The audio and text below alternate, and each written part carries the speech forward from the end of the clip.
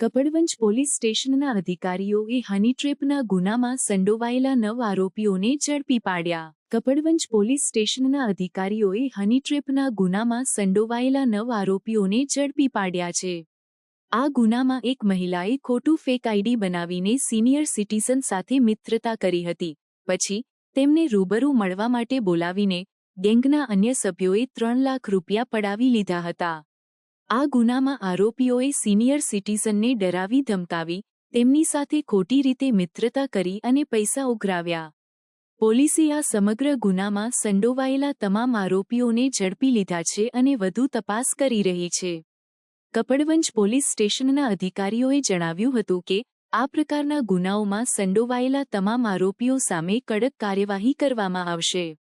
તેમણે લોકોને ચેતવણી આપી છે કે કોઈ અજાણ્યા વ્યક્તિ સાથે મિત્રતા કરતી વખતે સાવચેતી રાખો અને શંકાસ્પદ પ્રવૃત્તિઓ અંગે તાત્કાલિક પોલીસને જાણ કરો.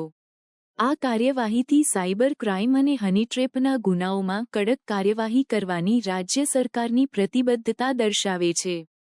પોલીસ દ્વારા આ પ્રકારના ગુનાઓને નિયંત્રિત કરવા માટે સતત પ્રયાસો કરવામાં આવી રહ્યા છે.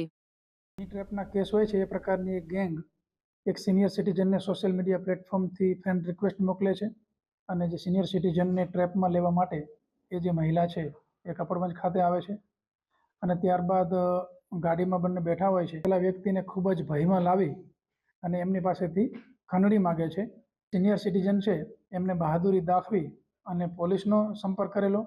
પોલીસે ખંડણી, અપહરણ, ગુનાહિત કાવતરું, મારવાની ધમકી અને આઈટી એક્ટ આ મુજબનો ગંભીર ગુનો દાખલ કરી અને અમારા કપડવંજ ટાઉન પીઆઈ દેવડા અને એમની સક્રિય ટીમ આ બધાએ આ ગેંગની અંદર સંકળાયેલા ટોટલ 9 આરોપીઓની ધરપકડ કરી અને મોટાભાગનો મુદ્દામાલ રિકવર કર્યો છે. પોલીસને ખૂબ સારી સફળતા મળી છે.